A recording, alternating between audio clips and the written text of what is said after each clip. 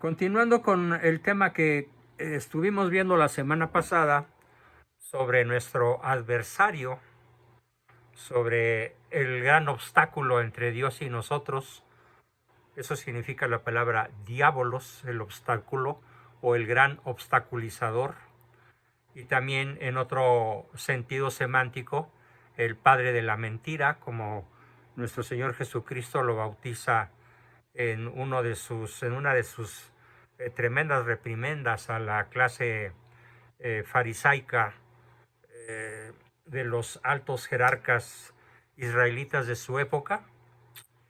Eh, Vamos a ver hoy, en este tenor de cosas, cómo actúa nuestro adversario en nuestra vida cotidiana. Así que el título podría ser ¿Cómo actúa el demonio en la vida de los seres humanos, en la vida de las personas? Bueno, actúa de muchas y muy variadas formas en la vida del hombre. Y principalmente actúa de esas muy variadas formas porque, ojo, es un ser vivo, espiritual y perverso. Les ruego nunca perder de vista en su vida y sobre todo en esa sesión, váyanselo grabando, el demonio es un ser vivo, eso no quiere decir orgánico, es un ser vivo espiritual, no orgánico, y perverso, vivo, espiritual y perverso. Según lo precisa uno de los sacerdotes exorcistas mejor dotados y mejor autorizados por el Vaticano, el padre Dorian Rocha Vergara, que además es uno de los exorcistas más jóvenes del mundo. En una muy reciente entrevista que encontré por ahí en la red para Acción Católica Internacional, que es, por así decirlo, el organismo periódico o la prensa más confiable, la que con mayor fidelidad lanza las noticias relacionadas con lo que acontece en la catolicidad mundial. Este sacerdote, el padre Dorian, explica las formas mediante las que el demonio actúa para impedirnos la relación entre nosotros y Dios. Por eso la palabra diabolos, que en griego significa obstáculo u obstaculizador. Fíjese qué concepto tan interesante. El demonio va a actuar para interferir en nuestra relación con Dios, en nuestra amistad con Dios, en nuestra vinculación con nuestro Padre Dios y desde luego con nuestro Redentor Jesucristo. Este sacerdote colombiano, el padre Dorian, indica que en primer lugar el demonio actúa por una acción, llamémosle así, ordinaria, que en primer lugar es a través de la tentación.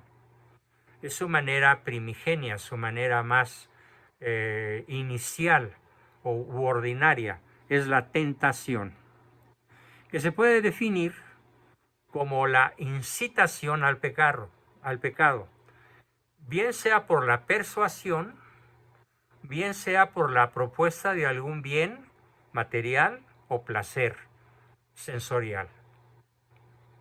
Y en segundo lugar, actúa a través de una acción extraordinaria. ¿Cómo vamos a llamar a la operación ordinaria del demonio? Tentación. ¿Y cómo vamos a llamar a la acción extraordinaria? La vamos a llamar de 4 maneras distintas. Vamos a ver cuáles son esas 4 formas distintas que también son extraordinarias y por lo tanto son menos frecuentes que la tentación. A lo mejor numéricamente hablando podríamos decir que por cada 10 personas tentadas se da una que sufre alguna de estas 4 cosas que a continuación voy a explicar. La primera se llama opresión. Opresión demoníaca. ¿En qué consiste la opresión demoníaca? es crear una dependencia. El demonio maniobra, coloca circunstancias. El demonio tiene dominio sobre la materia, tiene cierto dominio sobre el hombre, no tanto como para impedirle su libre albedrío. Esto quiere decir que nadie es oprimido más allá de sus fuerzas.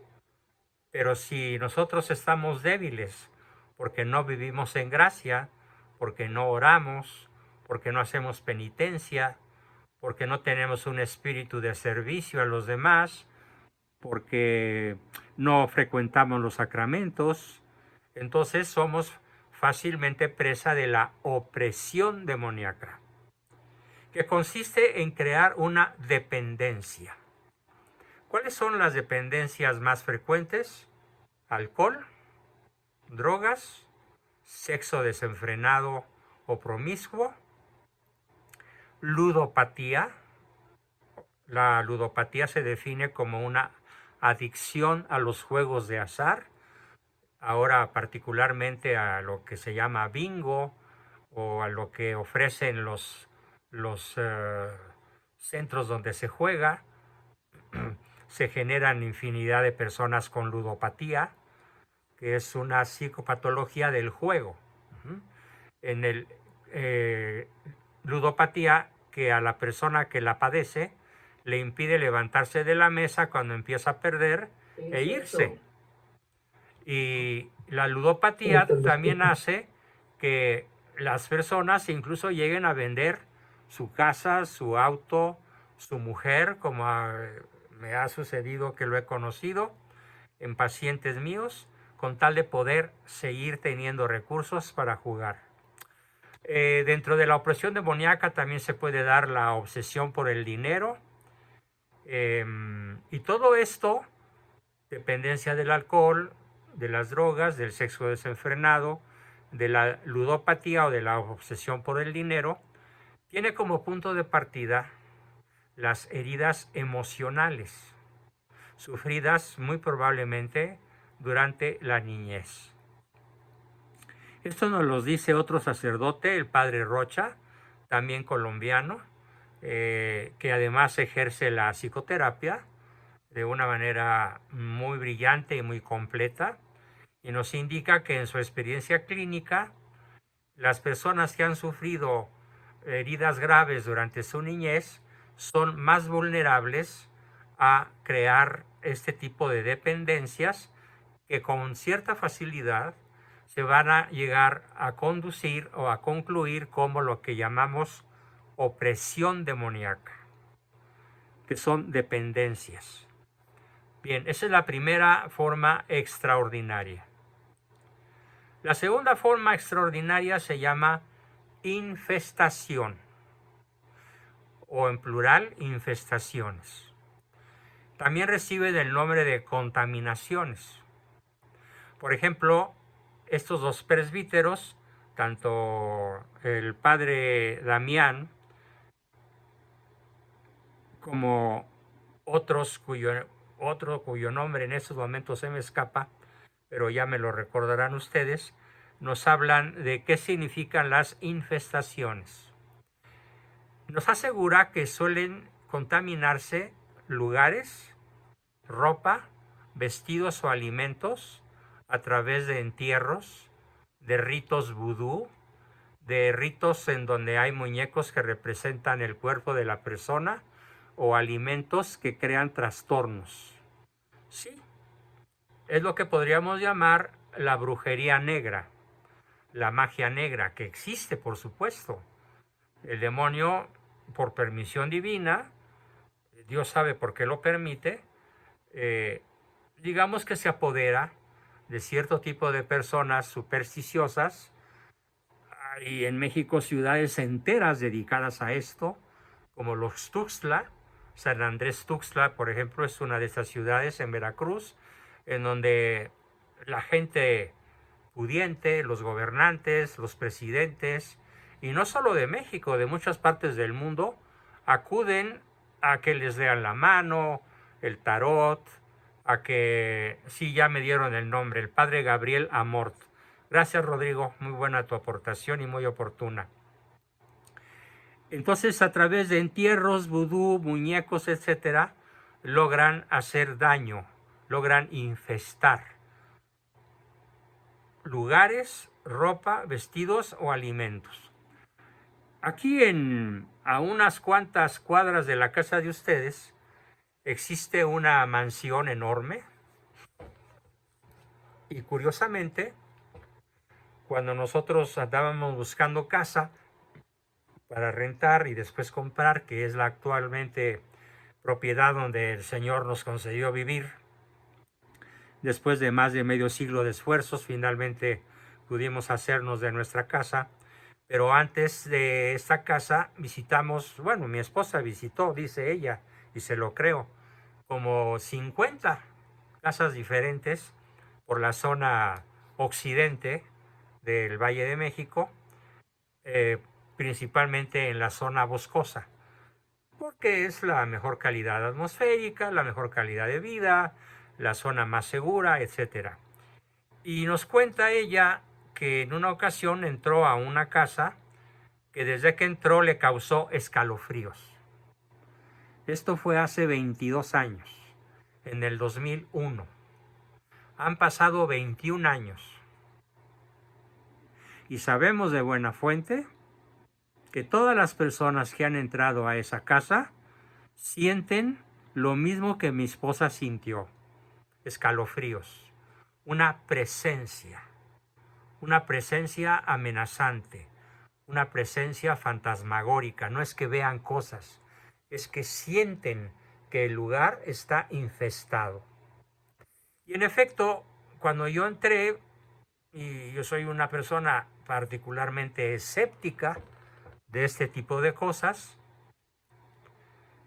cuando entré, lo primero que observé no fue la sensación psicofísica que habían sentido mi esposa y los demás visitantes.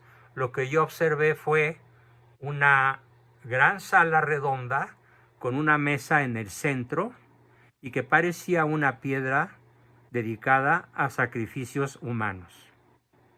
Así que no me asombraría en lo absoluto que en ese lugar se hubiesen practicado sacrificios humanos, particularmente de niños. La casa sigue deshabitada, prácticamente ya está cayéndose a pedazos porque no le dan mantenimiento, la puerta principal desvencijada, pero es una casa que está en una zona ultra residencial, en la mejor avenida de muchas colonias, en Parques de la Herradura y zonas aledañas. Y sin embargo, pues todo hace indicar que estamos en la presencia de un lugar infestado.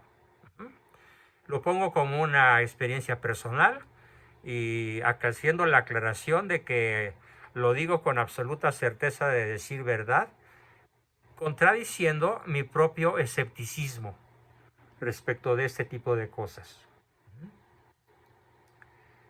Dice Ricardo que entra por pecados personales ancestrales, heridas de ocultismo son puertas de entrada. Sí, pero me resistiría yo a pensar que los pecados... Ah, no fue tu escrito, ok. No sé quién lo escribió, iPhone. Una corrección fraternal, mi querido iPhone, ojalá te identifiques. No, los pecados ancestrales no afectan el posible estado de gracia o el posible estado de desgracia en el que viva la prole. Afectan psíquicamente, pero no es condición sine qua non para que una persona pueda sentir este tipo de infestaciones. Continuando con el número 2, infestación como un ataque extraordinario de nuestro adversario, del diablo o diabolos, afectan la cabeza con migrañas continuas, con un insomnio recurrente, con pesadillas espantosas, con miedos diurnos, con fatiga excesiva, con asco para todo, con una gran tristeza sin causa, con angustia, problemas para digerir, anorexia, bulimia, que son trastornos de la alimentación, tentativas de vómito desordenado, espuma blanca por la boca y sobre todo aversión, rechazo, repulsión. Eso quiere decir aversión a lo sagrado. Y se distraen en misa, tienen imposibilidad de rezar, presentan fatiga, somnolencia, bostezo o desagrado a encontrarse en un lugar santo. Todo esto lo describe con mucha amplitud y precisión el padre Rocha. También en ese sentido afirma que todo eso lo hace el demonio para interferir, diabolizar, obstaculizar nuestra vida espiritual y, por supuesto, nuestra relación interpersonal, porque Dios es persona, con Dios.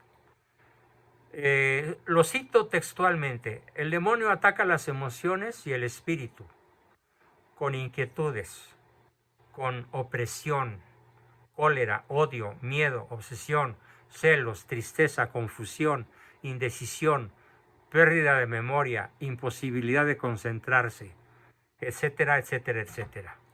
Más adelante voy a citar a otro autor que hace un enfoque más psicológico de cómo esta manera de molestar, de infestar del demonio, adquiere particularidades muy desventajosas si no estamos prevenidos.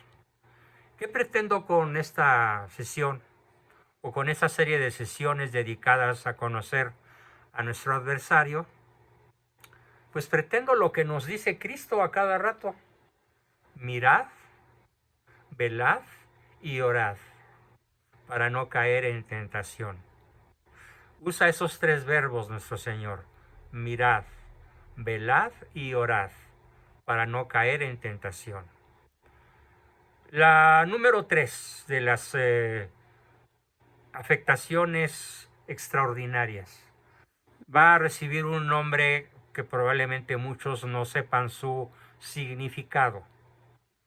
Y la palabra es vejación o vejaciones. ¿Qué significan las vejaciones? La vejación es la presencia de un espíritu o de un demonio en la vida de una persona. Sí, de hecho dice Carlos que el evangelio del domingo pasado se trató de eso mismo, de estar en vela, mirad, orar, velad, mirar, velad y orad.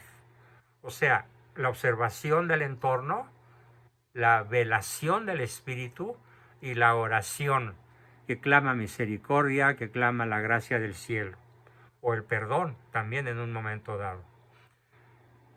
Vejación entonces es el número 3, y la vejación es la presencia de un espíritu o de un demonio en la vida de una persona. Ojo, no estamos hablando de posesión. La posesión ya es en el interior del cuerpo físico de la persona poseída. La vejación viene de afuera e invade y ataca y hace sufrir a la persona desde afuera. Esa es una vejación. Nuestro Señor fue sujeto a una serie de vejaciones brutales por parte de la corte israelita que lo juzga y lo condena, pero también por vejaciones innombrables, indescriptibles, por parte de la soldadesca romana que gobernaba en aquella época Judea. El demonio es un ángel que se rebeló. Se llamaba Lucifer, ahora se llama Luzbel. Y cuando realiza la vejación, ataca al alma de una persona que particularmente ha sido mala durante su vida y que el demonio está trabajándola.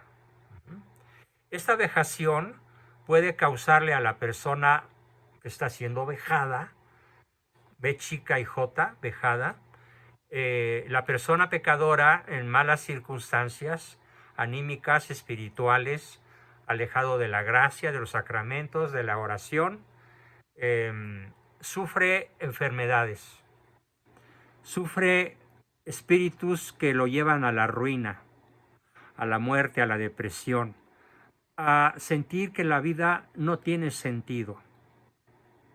Todo esto lo hace el demonio. Me he enfrentado de manera particular, nada menos hoy durante el día.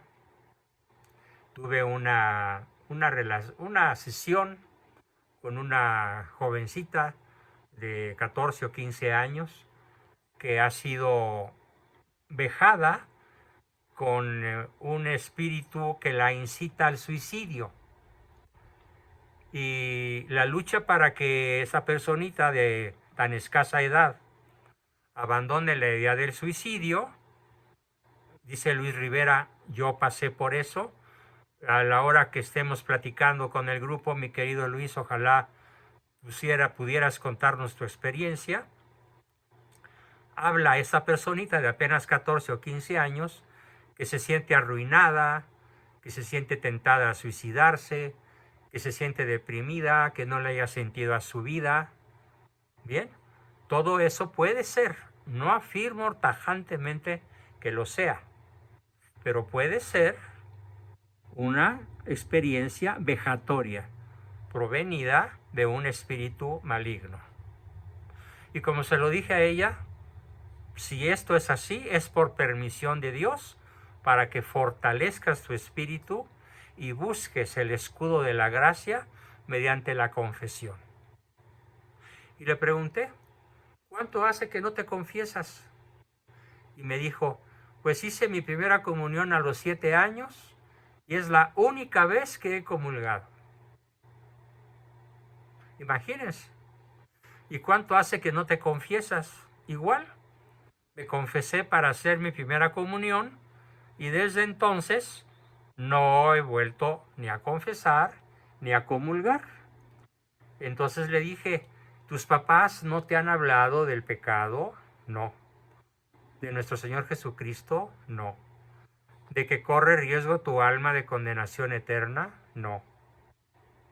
Pues, ¿qué hacen tus papás, oye? Pues trabajan, traen el dinero y la comida a la casa. O sea, son cebadores de cerditos, pero no son educadores. Quisiera que todos pensáramos cuántos de nosotros nos hemos concentrado exclusivamente en trabajar y nos hemos olvidado de la formación espiritual de nuestros hijos. De tal forma que con mucha mayor facilidad son tentados por espíritus malignos que los hacen sentirse arruinados, empujados a la muerte, a la depresión, a la tristeza, a la pérdida del sentido de la vida. Y todo eso, queridos amigos, lo hace el demonio. La forma número 4, también extraordinaria, mediante la cual el demonio nos puede atacar, es la que ya vamos a llamar directamente la posesión. La posesión es lo más duro a lo cual se puede enfrentar un exorcista, las posesiones demoníacas. Nos cuenta el padre Rocha, lo cito literalmente. Tuve el caso de un chico que participó del rito Niño en Cruz. Este niño pertenecía a un cártel. El niño tenía apenas 12 años. Y le habían preparado, los narcotraficantes lo habían preparado para que vendiera su alma al demonio a cambio de que las balas de los policías o de los cárteles enemigos no le hicieran daño. Y pudiera continuar con sus labores de burro, así le llaman los narcos colombianos, al que lleva pocas cantidades de droga, pero muchas veces al día. Acá en México les llamamos narcomenudistas. Y ellos habían hecho el sacrificio o rito del niño en la cruz, en donde se le ofrece el alma al demonio, a cambio de que las balas de los narcotraficantes rivales o de los soldados o de los policías que buscan a los narcotraficantes para matarlos o fusilarlos. Sí, en Estados Unidos se le llama delivery, correcto, no le hicieran daño. Le pidieron que mate a un familiar, a este niño, y entonces él se resistió. Él dijo que no. Y en el momento en el que este niño dijo que no a la orden dada por sus jefes de que matara a un familiar cercano, a un hermano de él, vino el proceso de posesión, en la cual el demonio entró en su cuerpo. Como lo hemos visto en las películas, algunas muy bien hechas, no recuerdo en estos momentos el nombre de alguna, pero Hollywood ha hecho alrededor de 5 o 6 películas sobre posesión diabólica, y cuando menos 3 de ellas de alta calidad, tanto en el sentido cinematográfico como en el contenido teológico. La posesión. Y de hecho el Evangelio narra pues el caso de posesos. La posesión diabólica es una situación realista, una situación perfectamente verídica que le puede pasar a cualquier persona, incluso aunque no sea una persona perversa. A veces ha llegado a suceder a lo largo de la historia en donde es una persona virtuosa, una persona buena, y por una permisión especial del cielo, el demonio lo ataca, lo posee, pero obviamente ad maiorem Dei gloriam, para la mayor gloria de Dios. Porque finalmente el demonio pues pierde y es expulsado y la persona queda liberada. Ahora, antes de ver de manera más fina, más detallista cómo nos ataca el demonio, vale la pena, como un contrapeso a lo que llevamos visto, platicarles un poco acerca de lo que nos dice el padre Dorian. ¿Cuáles son nuestras mejores armas contra el poder del demonio? Enuncia primero la oración. A ver, películas, sí, aquí nos están brindando un título, El exorcismo de Emily Rose, El rito, correcto. Es cierto, yo la vi y vale la pena verla o conocerla para comprender bien lo que es una posesión. El padre Dorian nos dice, contra la acción ordinaria y extraordinaria del demonio, tenemos 1, 2, 3, 4 cosas fundamentales.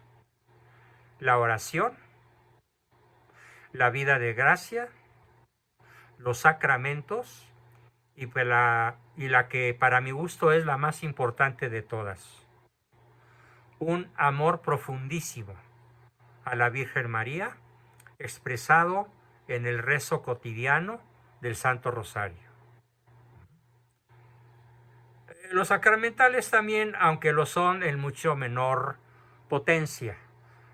Los sacramentales son muy inferiores en poder liberatorio si lo comparamos con la vida de sacramentos, penitencia o confesión y, desde luego, Eucaristía. Porque de hecho el sacramental, como el agua, la sal, el aceite, no restauran en la persona el estado de gracia. La restauración del estado de gracia solo se da a través de la confesión y de la penitencia, no a través de los sacramentales. De tal manera que me atrevo a decir que un sacramental, el agua, el aceite, la sal, pueden ser completamente inútiles si la persona no está en estado de gracia. Pregunta Luisa Aguilar Guido si es verdad que el adversario enemigo escucha nuestro lenguaje verbal, no solo nuestros pensamientos.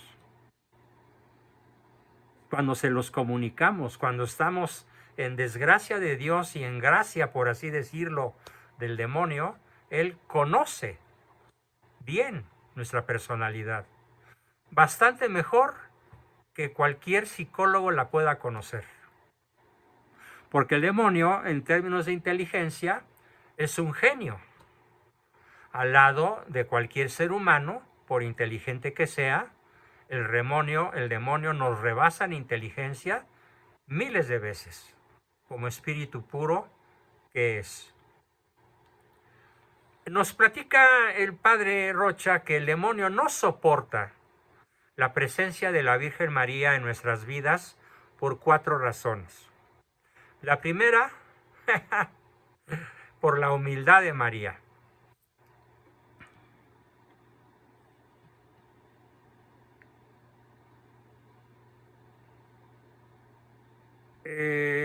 Dice Carlos Padilla que el demonio es el formidable psiquiatra pero malvado, correcto. Muy bien. El demonio no soporta la presencia de María por 4 razones. Primera, por la humildad de María. Claro, siendo el demonio la quinta esencia de la soberbia, evidentemente su mayor repulsión va a ser por aquella criatura de Dios que es el prototipo de la humildad. Tampoco soporta que Dios mismo se haya encarnado en ella. Eso lo humilla de manera insoportable.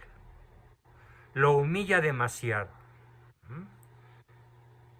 Emmanuel nos dice que el demonio descubre nuestros pensamientos gracias a su inteligencia. Claro, bien.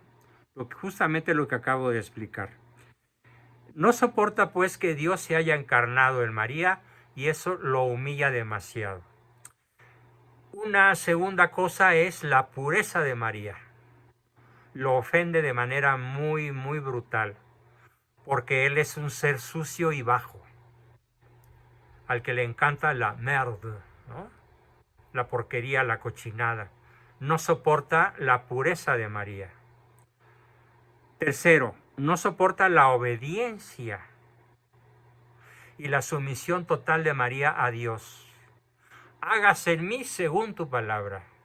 Él, el gran desobediente, no puede soportar a la gran obediente, a la máxima criatura humana que alcanza los sublimes de perfección en la humildad, en la pureza y en la obediencia. ¿Quién es la Virgen? Es el prototipo de la humildad, de la pureza y de la obediencia. Entonces, el demonio es, contrariamente a esto, el prototipo de lo opuesto, de la soberbia, de la impureza y de la rebeldía. Ahí tienen palabra por palabra la dicotomía brutal, ¿sí?, que se da en estos 6 términos. 3 de un lado, del lado de María, 3 del otro lado, del lado del demonio. Finalmente, no soporta que María lo derrote en todo. Es la Virgen la que aplasta la cabeza de la serpiente.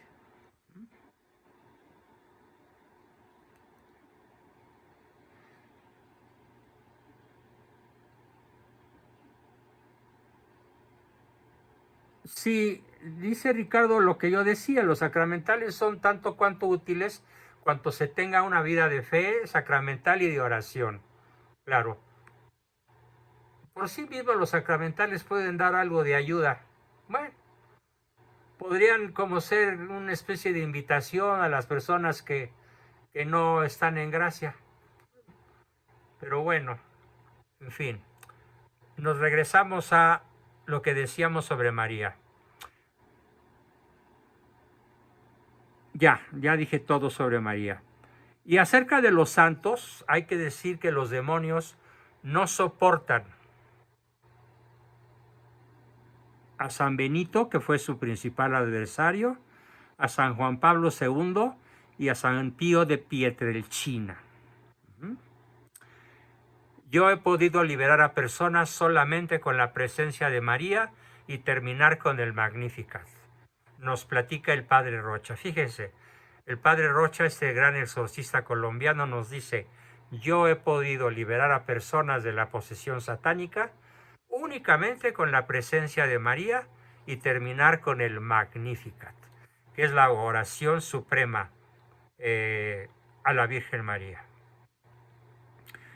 Platicamos por otra parte que el padre Stephen Rossetti, que fue 12 años exorcista de la Arquidiócesis de Washington y que lleva 3 décadas trabajando en el tratamiento psicológico y en la renovación espiritual de sacerdotes y religiosos. Además, este señor, el padre Stephen Rossetti, funda y dirige actualmente el centro que se llama el Centro para la Renovación Espiritual de San Miguel Arcángel, que es una organización católica no lucrativa que hace oración con las personas con padecimientos espirituales, especialmente la sanación y la liberación. En un portal vinculado a esta obra, el padre Stephen refiere cómo muchas veces Satanás, ojo, queridos amigos, pacientes, alumnos, tomen nota por favor de esto, porque infinidad de ocasiones yo mando a las personas a confesarse para que recuperen el estado de gracia, porque yo, por buen terapeuta que sea, así fuéramos todos los terapeutas del mundo juntos, no te podemos dar la absolución. Los terapeutas no tenemos el poder de volverte al estado de gracia, como sí lo tiene el más pecador de los sacerdotes. Si un sacerdote vicioso, ignorante, descuidado, inculto, mal portado, pero sacerdote, te da la absolución, tiene el poder para absolverte de tus pecados.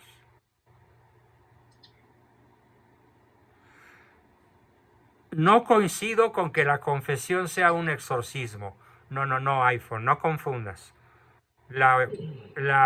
El exorcismo se llama exorcismo y la confesión se llama confesión.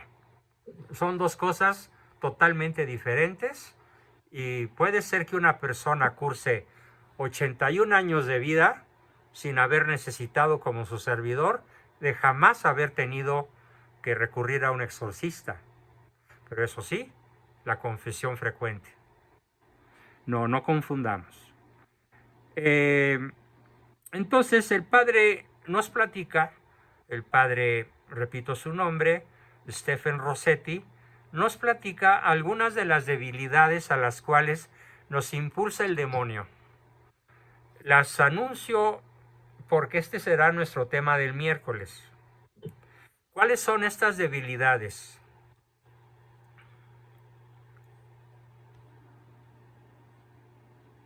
Dice Carlos Padilla que la confesión es por mucho más poderosa que el exorcismo. Bueno, no lo afirmaría yo de una manera tan contundente sin hacer la investigación adecuada. No, en estos momentos no me atrevo ni a contradecir a Carlos ni a afirmar lo que él dice.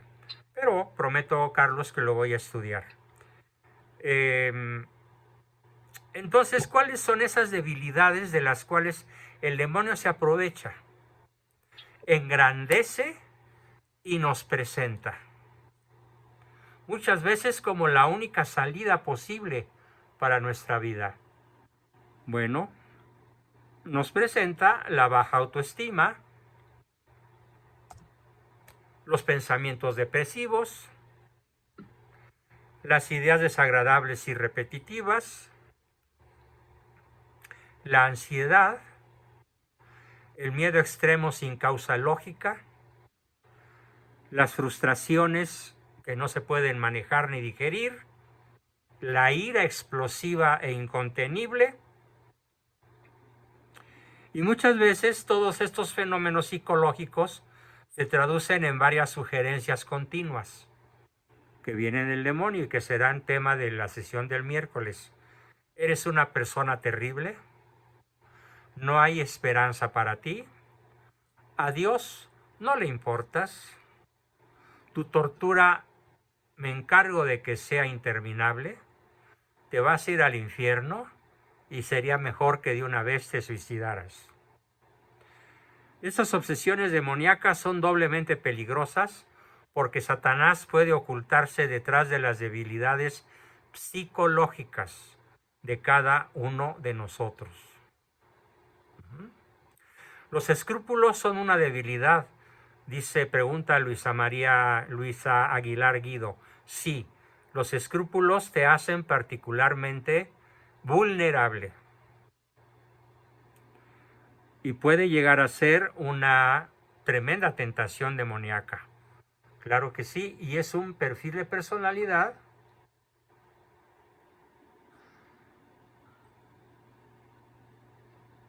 dice la familia Rivas, si la confesión fuera un exorcismo, ¿por qué hay posesos que pueden comulgar? Pues pueden comulgar porque están en gracia. El que estén posesos no quiere decir que estén en pecado. Como lo dije, hay personas virtuosas y buenas que por alguna razón que solo Dios entiende, han llegado a estar poseídas. Pero eso no implica que hayan sido malas personas y ni siquiera que estén en pecado. Bien. Así que con la ayuda de este profesional, esperemos que la salud mental de todo el grupo pueda dar un gran salto.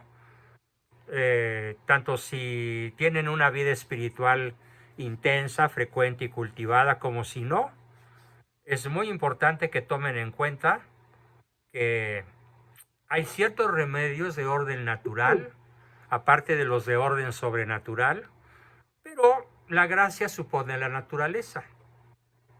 Y como la gracia supone la naturaleza, entonces dedicaremos en gran medida nuestra sesión del miércoles para poder realizar un análisis de los recursos psicológicos que tenemos para poder combatir todo esto y luego pasar a los recursos de orden superior, que son los restauradores de la gracia.